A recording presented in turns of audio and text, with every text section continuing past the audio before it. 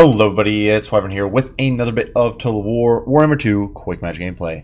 This time around we are going to be in for a bit of an Empire vs Tomb King Doublecast. And in this video we're really going to be trying to highlight Empire Man Spam and what it can do for you against Tomb Kings. Because what I found is that a lot of Empire players will focus on the more elite stuff. They'll try to go in with artillery. You'll see Luminarchs, you'll see Demigryphs, you'll see big flying lords like Boris or Karl Franz sweeping down from on high, looking to crump some gits on a Griffin. But the humble Empire infantryman does kind of get forgotten there. And what I found is that you can actually get some good results out of this poor bloody infantry, and the PBI can be really strong. And I kind of want to highlight that, discuss some of the weaknesses of this build, as well as some of its strengths, and show it off against some different Tomb King builds and some different Tomb King strategies that you might see on a handful of different maps here. So now this map here, we do have Duskwatch Plateau, so not exactly an ideal map for a relatively gun-heavy build. Obviously, lumpy terrain is never a good thing if you're relying on guns to do a lot of heavy lifting, but we will be doing our best to get by. Now, going over the rest of the build here, for our Lord, we are rocking the myth, the legend, the general of the Empire. Now, this bad boy is kind of a disaster. He's kind of vegetable tier character. I've beaten down on him quite a lot. He does look rather dapper here in his full plate, but going over his stats, he's nothing to write home about. He's not amazing. He does bring Hold Line for cheap. At 681 gold here, he is a dirt cheap Lord choice. Tomb Kings are not the best Lord sniping faction, and if you're wasting Spirit Leeches from Arkan or whatever, trying to snipe this guy out, well, you're wasting your Winds of Magic, really, because it means you're not focusing on the other close to 1,200 gold worth of army I brought, or 12,000 gold worth of army I brought. Otherwise, though, he can help anchor the line. He can help beat down if you see some foot characters like Necrotects. He can do some good work there. Alongside him, we do have a Light Wizard. Now, I think the Light Wizard is a very important choice in this lineup. He does give you the Net of Mintok, which, of course, will allow your guns to do work against expensive single targets, which otherwise you'd kind of get screwed. You're relying just on your knights to provide mass at that point, and that can be difficult against Tomb Scorpions, for example, who have very low profiles, so are very hard to shoot, even if they are just, being bogged down. We do have Shem's Burning Gaze. This can be used to whittle down enemy lords and characters. Very useful against Tomb Kings who are all flammable, or all their lords are flammable.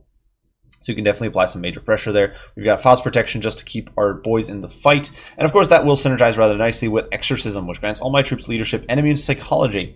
And that should not be understated. When you've got a bunch of lower leadership state troops, it does add up. That extra leadership and that extra immunity psychology is actually something that matters.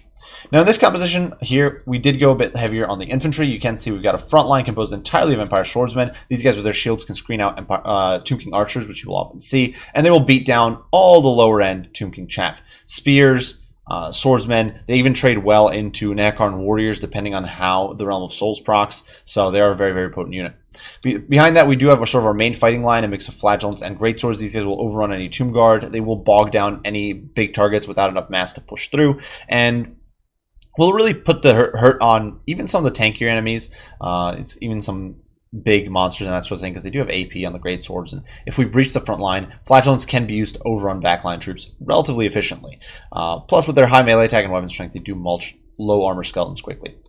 On the flanks, we do have a mix of spears. We've got some spearmen with shields over there, as well as over here, and some over here as well. So it's a bit of a Dowie box, and the spearmen are kind of replacing the miners here. And spearmen are pretty potent against most Tomb King light cavalry, of course, because it doesn't have very much armor. They're not a terrible choice against the chariots, and they can be used to muck up, of course, Tomb King chaff, as well as mucking up units like Sepulchral Stalkers. The firing line, of course, is composed of 4 units of guns who are already pushing forward here, one of which is the silver bullets for that stealth. A single mortar there on 6 chevrons to pressure enemy archer spam. Once again, it is something you have to consider. My opponent didn't go with it here, but you will sometimes see Tomb King archer spam. And then 2 Empire Knights to provide some mass in the back.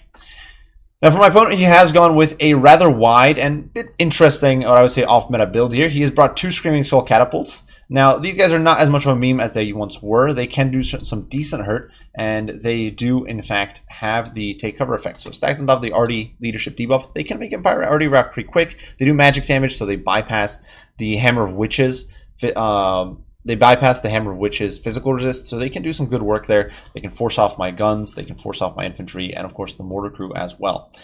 Mortar crew is going to be teeing off here on the skeletons early on, as the horse archers try to get an angle on the light wizard or the swordsman. The light wizard is my only mounted character, so I'm kind of trying to use him as a screen here, but probably not the smartest move, to be honest.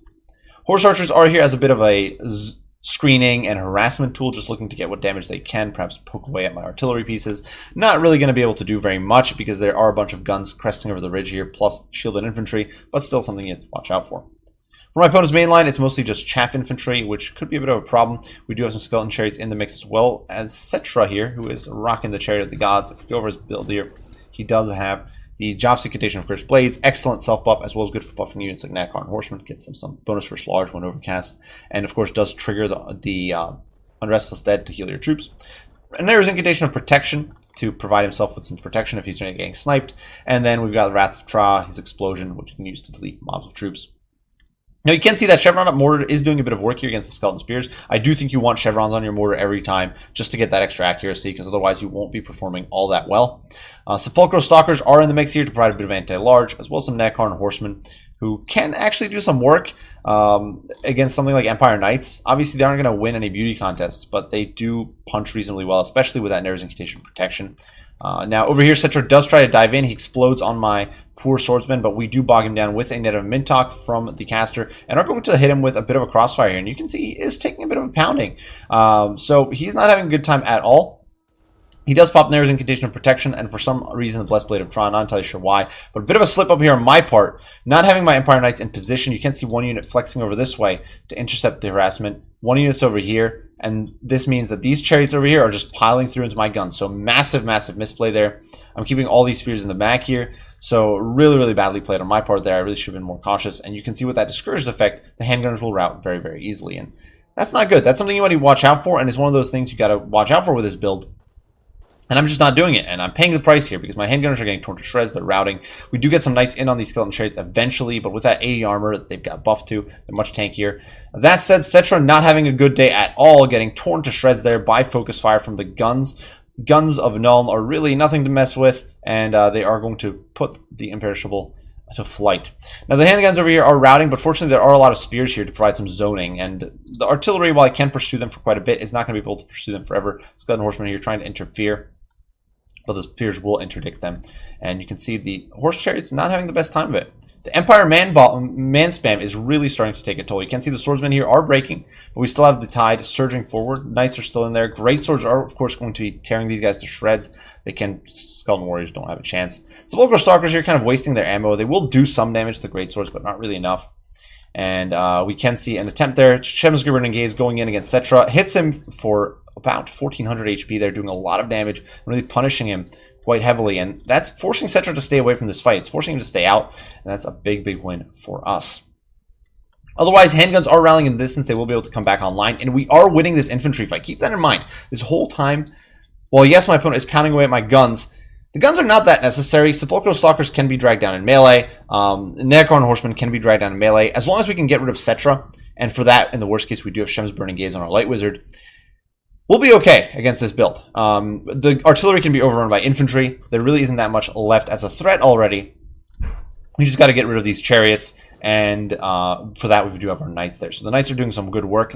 These guys over here as well. Unfortunately, the handgun's getting continuously routed, so my opponent knows what some priority targets are. The problem is there's just constant pressure, and this infantry is buckling. The skeletons will not hold forever. The swordsmen will win this fight eventually.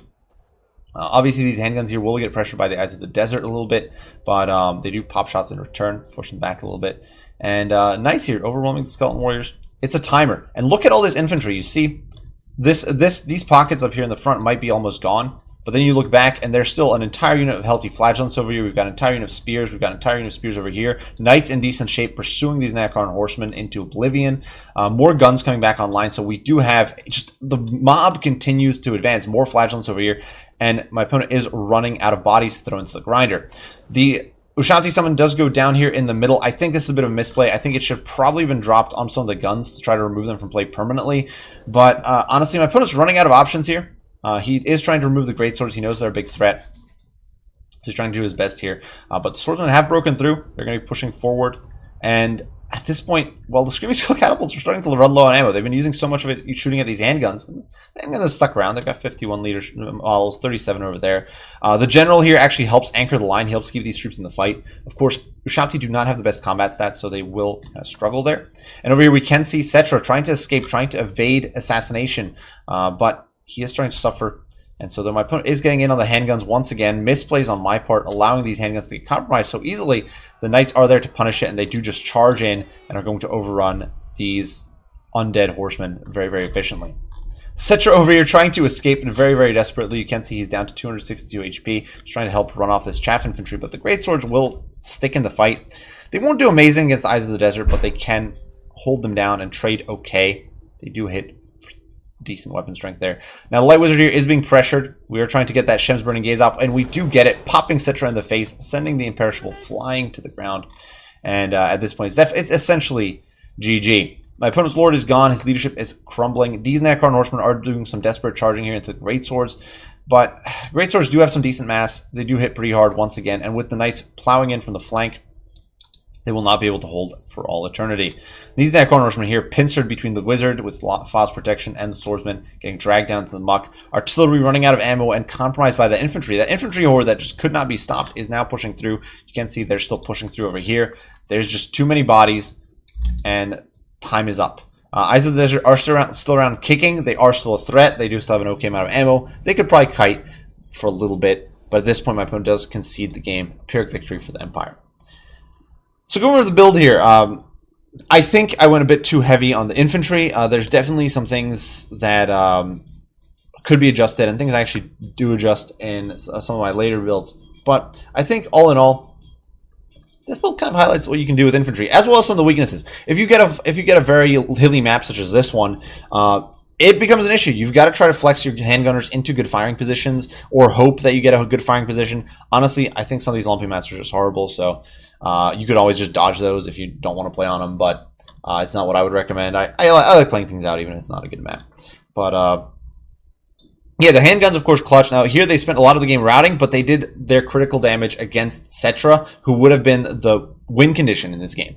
If my opponent had managed to kill off my handguns, in the end game, Cetra, if he was in decent shape, and if he managed to run off, I should say the Light Wizard and the handguns, Cetra in late game could have essentially run roughshod over most of this army. You'd be gambling on the Empire Knights bogging him down and hoping to have enough infantry to put a dent in him. But because he didn't, the guns did their work, and they really shut him down. Now, as you saw there, the infantry, there's just a lot of it. Artillery can kill a lot of them. Sepulchral Stalkers and Chariots can kill a lot of them.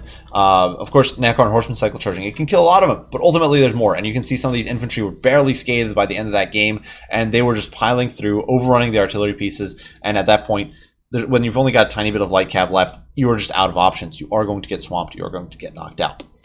Mortar, great for busting enemy infantry, even if they didn't bring archers. And if they do bring an archer swarm, I think it's borderline mandatory, especially on an uneven hilly map. You really do want that mortar support.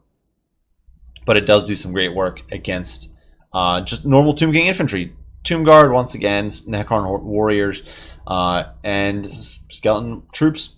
It'll pay for itself. 125 kills is nothing to brag about, but it's okay. It's especially when you consider the HP damage it did to the skeletons as well, because obviously we weren't firing at single units the whole game. We were shifting the mortar fire around. It does really rack up the damage, and for about 800 gold, which is what a mortar with 6 chevrons is, it's really not a bad unit. It can really dish out the hurt, so it's a good bit of fun. Now, for my opponent's build here, I do think it's not a bad one. I think you want to invest more in archers, skeleton archers, to be honest, just because they can perform a bit more of a flexible role. You can have more of them. They can really focus fire units like greatswords a bit more efficiently. And handguns, they are cheaper than Screaming Skull catapults, so a little bit better that way. Obviously, on an uneven map like this one, you can abuse the arc on the Screaming Skulls against something like cannons, and I think my opponent was looking to take advantage of that. But I do think you're probably better off just bringing archers and the Armor Sundering Regiment of Renown, and I think you can get better value, better bang for your buck that way. You can really melt down infantry units a bit faster. Screaming Skulls don't fire that quickly, so they don't route these handguns that fast. They don't route even normal state troops that quickly, so it's something to keep in mind. Even though they racked up a good amount of kills here because they basically spent the game unhindered, I just think you want to keep that in mind. But regardless, well played to my opponent here. Definitely was a pretty tight game. We were left with just a handful of troops at the end, so it definitely could have swung either way. But man spam, holding out, just by the numbers, we managed to endure. And we're going to be seeing how Empire can perform on another kind of rough map, but against a very different Tomb King build with a similar strategy. So this time around, we are on Volksgrad, and the match is, well, going to be a bit different because the build my opponent has been quite different from the previous one that we saw. Now, for the actual army composition I brought, it has not changed much. We are rocking an extra unit of handguns now at the expense of those swordsmen. We did downgrade our chevroning a little bit. We did squeeze in a handful more units. I do believe we squeezed in an extra spear in there. We've got some unshielded spears, as well as some shielded spears in the front. Attacked as a zoning tool, but a handful of budget cuts here and there. But as far as the main infantry line goes, but it does allow us to field more of them, and it does allow us to field an additional unit of guns, which is nice. It's good to have that reserve. It forces your opponent to expend more ammunition to put all of them off the field, or expend more time to put them off the field. It gives you more opportunity to have at least one unit online late game. Now, obviously, on a map such as Volksgrad here, the guns are going to have, once again, issues. If we look at the map, it's nothing but lumpy. And when I saw this map, I was very much questioning whether I should even be attempting this sort of composition here. But we will see how we can perform. Really not a big fan of Volksgrad. I think it's one of the worst maps in the game. But what can you do? One big misplay, in my opinion, on my initial deployment here is actually putting the general in the back here. What you want to do, in my opinion, unless you're facing a faction that has some insane snipe potential, like, say, Wood Elves, in which case you probably don't want to do that, is you want to position a lord or a character out in front of your army so that if your opponent has any artillery, especially if you're facing factions that don't really have much single-target sniping potential, so no cannons or that sort of thing, position a character out front in front of your elite troops. They'll absorb catapult shots or artillery shots, and I didn't do that here, so kind of a mistake. Where against Tomb Kings, they don't really have much. They could bring a Bone Giant, but that's not going to have a shot on this map, so you don't really have to worry about that. Now, otherwise, deployment here, pretty standard. Pseudo Dawi box. We've just got a bunch of guns cased in infantry all over, so nice in the back to clear off chaff quickly, and that's about it. For my opponent's build, though, that is really what is a bit different here. And obviously taking advantage of the fact that this is a lumpy map and that you can get away with avoiding enemy artillery and taking advantage of the shorter sight lines, my opponent's brought a very elite and very heavy monster build. So going over the composition here, we do see Cetra rocking around on his horse. Now, Cetra is a pretty beefy anti-large character, obviously good at sniping out somebody like, say, Karl Franz or Boris when he's mounted in this way, but much more vulnerable to spells like Shem's Burning Gaze. You do have to be more wary of that. Johnson Incantation of Curse Blades, once again, alongside Nerves Incantation of Protection, just to provide those constant heals and friendly buffs. And, of course, Wrath of Tra to explode my infantry. The infantry line is a bunch of cheap spears, so nothing to write home about there. 5 units of them isn't going to win at all against this infantry line, but they can bog me down, and they will buy some time for the Necrotext to do some damage, both of whom have brought their heal, so these guys with Restore can heal these big constructs, the Camarine War Sphinx and the Sphinx of Usef, rather effectively. Besides that, we do have the Eyes of the Desert here in the back, protecting the Casket of Souls, which of course is granting extra winds of magic. I'm going to be pounding away at my infantry. Finally, a single unit of carrying all the way in the back. So as the match kicks off, my opponent definitely does have a pretty nasty collection of single entities, and if I'm not able to get sight on them, I could be in for a very, very rough time, because my opponent could pick apart my guns before they get in range. If he's able to keep the fight around this ridge and prevent my guns from getting shots, then the Casket of Souls can just whittle them down, break them, and essentially win the game right there. So you can't see the mortar overshooting a little bit there, doing a bit of damage as the artillery comes flying in return. Flagellant's already taking some casualties for Sigmar, but they don't really care. That they were made to die. As you can see, we are going to leave a single unit of Empire Knights here in the rear. My opponent did have these carrion up here, and I saw them, of course, in the initial deployment. I knew they were back there, so I figured I'll just leave a unit of Empire Knights here if he tries to interfere, and we'll pull them forward if the situation demands it. You might be wondering why I didn't just leave some spears. That's because, honestly, spears suck at defending artillery against carrion. Carrion has 46 melee defense, as you can see here. They will basically just dive in on your artillery crew, murderize the crew before the spears can actually put them down. It's pretty sad to watch. Now, Casket of Souls here doing a great job, and you can see the guns really struggling to get a line here with this very, very hilly terrain. They're not able to get shots. I was actually trying to get shots in on some of these Sphinxes, figuring, you know, they're pretty tall. These guys are tall. And I actually think the guns should be able to get a shot there, but maybe some bad line of sight issues or whatever. Maybe they're not able to shoot at the head. They only shoot at the body. That's where they aim for. Whatever the case may be, they're only able to pop a handful of shots before those retreat into the safety of berm here.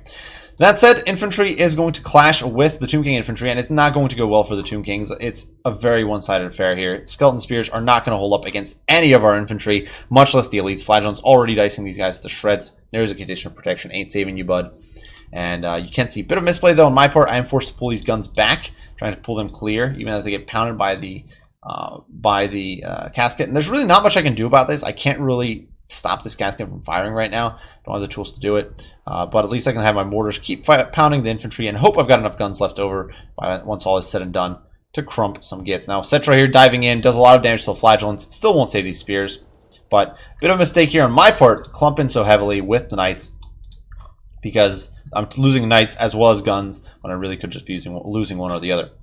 Over here, you can see the knights are going to countercharge these carrying, like I said, taking advantage of that hefty 48 charge bonus to sweep aside the birds. And the big birds over here are not going to last very long. We're able to push them off our artillery crews, and we are able to remove them from play. And this is a trick that I would actually advise. If you're fighting factions that tend to bring bats, or even dogs, but especially bats and carrion, it is often a good idea to save some light cav. Like, for example, if you're high elves and you need to protect bolt throwers, use light cav to defend your artillery rather than infantry, because they will clear these units out much better on the charge when they can bypass that high melee defense. You can see the knights there just tear them to shreds. War Sphinx over here does get hit with restore and physical resist from Nair's Incantation of Protection, but it is netted, or was netted in place by the wizard, and it is just getting pounded to shreds by the handgunnery crossfire. My opponent is not going to be able to stick around here. Once that physical resist expires, as it just has, the guns are just doing work. Over here, the War Sphinx is trying to bog down my spears. You can see the knights see their opportunity and are trying to push through, but Sepulchral Stalkers do appear out of the shadows, and I quickly double back. I am not going into that fight. I obviously know I'm not going to compromise the Casket of Souls. It's got too much armor, too much HP. I won't be able to kill it, and all I'll do is waste my knights for nothing, dying to these Eyes of the Desert. And that is not something I'm looking to do. Carrion are not able to escape the Knights' tender administrations there, and they are annihilated, leaving the mortars free to do their damage, and also opening the opportunity for my Knights to push forth. And now the infantry fight is very much in my favor. It's essentially over. The general over here did dive in and clear out the Necrotech, which now means that these guys are basically unsupported. They're not doing much damage. My opponent's hero core is all but gone. This Necrotech here getting dragged down by greatswords with their bonus for large. They will chunk this guy no problem. He's only got 30 melee defense. Keep that in mind. He's a decent melee combatant, but really not. He's not beating great weapon infantry in the caliber of greatswords, and they're having an absolute field day there. Another net does go down the Sphinx of Usef there. I was hoping to get some shots, but once again betrayed by the sight lines. And you can see, if you look at this Sphinx, you would think the guns would have shots on his head. But no, a lot of them are meandering into range here. You can see they're struggling. Clearly, it's very difficult, and they are actually clumping because of this, because they're refusing to shoot, and it is costing me a lot of damage here because of course the uninterrupted Casket of Souls is just pounding away. Fortunately, we are able to get a volley off there before the Sphinx gets away, so that is good for us. Over here, the Ushabti are bogged down very quickly by the Knights, so that's definitely a big win. Unfortunately, the overshooting artillery is still doing a lot of damage, and I do misplay here. I don't split my guns when I really should have probably pushed out with them much sooner, but fortunately, we do still have quite a few left over. Things are holding strong, and another misplay here is the fact that my infantry is not plying forward. These guys should just be pushing straight into the guts of my opponent's army. They should be looking to swarm Cetra, swarm the Sphinx, all that stuff. They're not doing so. The guns, once again, struggling to get those lines of sight, and really, this terrain is horrible for us. The flat arc weapons just are not performing up to snuff. And my opponent actually does win a single flank of this infantry fight. The Skeleton Spears with the War Sphinx's help do rout off the Empire Spears. So well done there, I guess. But at this point, things are definitely looking dire for the Tomb Kings. Once again, that horde of man spam is doing its job. Eyes of the Desert forced forward to fight essentially as the last vestiges of infantry here. And they are going to look to bog me down. But Spears will do enough damage. These guys only have 80 armor. And Spears, of course, don't really rely on... Spears don't rely on their charge bonus. They just rely on sustained combat stats. And it's sustained combat. They'll do well.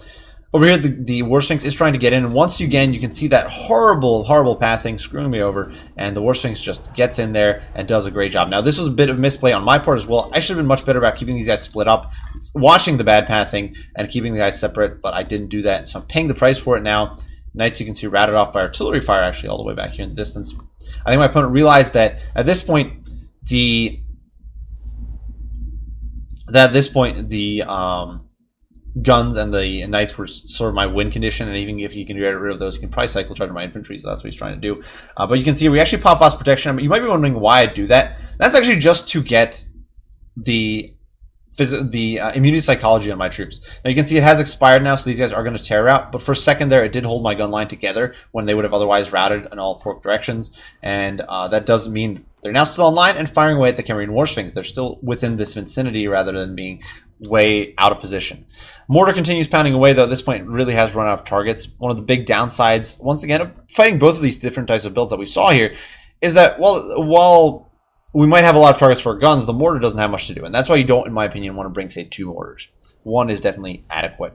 Now, Cetra here is trying to explode his way out of the infantry, but you can see the knights swarming in as the volley of fire continues to pour in. The Sphinx of Usef getting overwhelmed, but once again, a betrayal of the sight lines, and yeah, a lot of these guns are losing track of it, of the Sphinx. There's also running out of models. These guys are just down 24 models apiece, so a bit of an issue there. Oh, sorry, 18 to add 24. I thought these were 2 separate units, but they are not. You can see the handguns over here getting overrun and just not able to stop the War Sphinx. Of course, crumbling doesn't tend to really matter. Crumbling in this game is basically an irrelevant mechanic for most units, so the War Sphinx just piles through, doing a lot of damage to these handguns.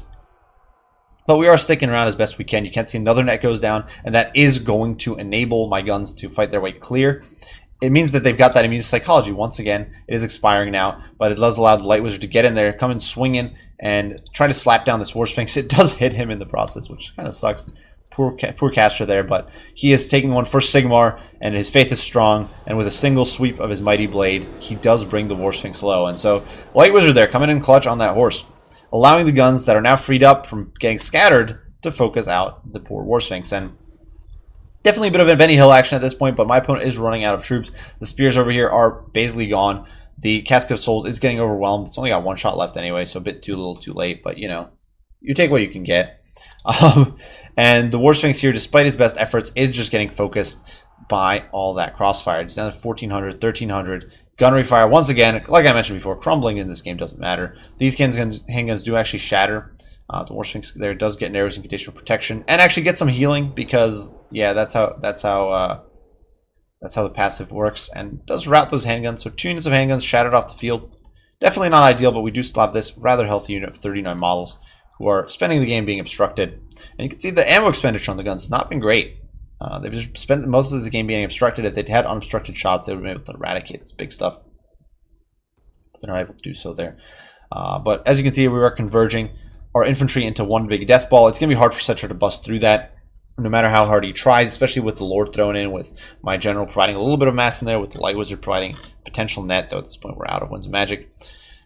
War Sphinx does charge into the Mortar Crew, so bit of a uneven fight here. The Mortar Crew is getting chopped up a little bit. You can see entrails and blood and guts flying all over as it smashes these guys down. Really not a fair fight, but the guns at least open up at max range. Another heal coming in because, yeah, Cetra casted, and these poor guys do rout. So Mortar Crew's gone.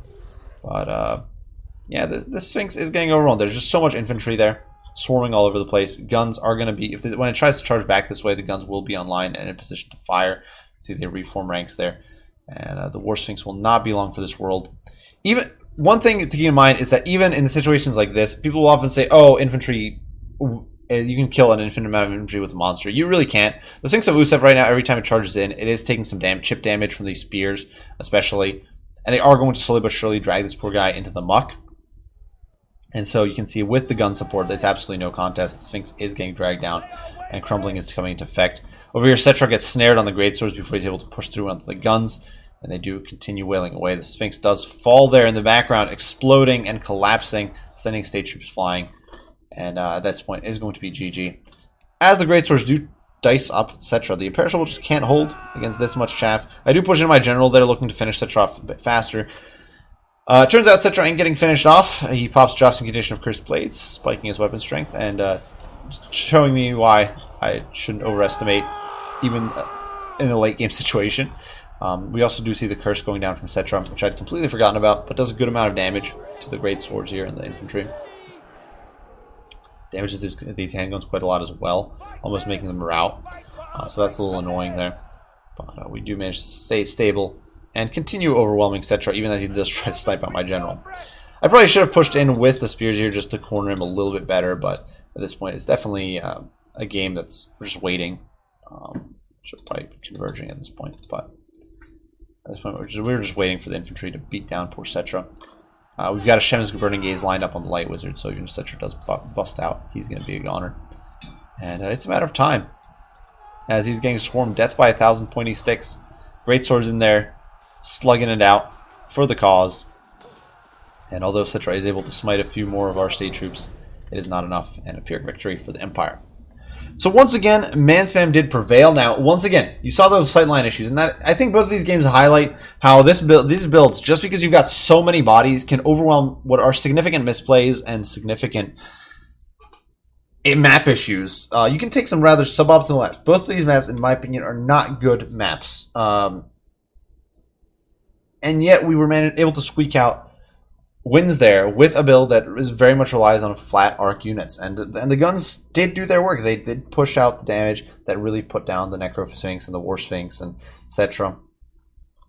So they were doing a great job there. And the infantry spam just overwhelms the Tomb King line, and just does a great job. Now you might say, "Oh, why did you bring the mortar?" Clearly, the mortar's not working, but keep in mind, these aren't the only builds you see. You will sometimes see those man spam builds, and in those situations, you will like the mortar just because it hard counters the Tomb King archers. You need something to counter a massive Tomb King archers. You will see it in many, if not most, of your matchups, in my experience. So while you will see some of these off-meta builds that I highlight here that are more melee or artillery-centric, you will, as Empire, often see that archer spam, and for that, the mortar is just invaluable because guns will not cut it, the knights will not cut it. You need the mortar. General of the Empire, great character. For once again, you saw it here, he did manage to put down the Necro Tech. He managed to sort of help swing that flank there. Flagellants and Great Swords, of course, doing work. And that Spirit's just bogging foes down for Sigmar. All in all, I really do enjoy this build. I think it can do some great work against Tomb Kings. I think it doesn't really matter what build the Tomb Kings bring. You will have a competitive chance with this composition.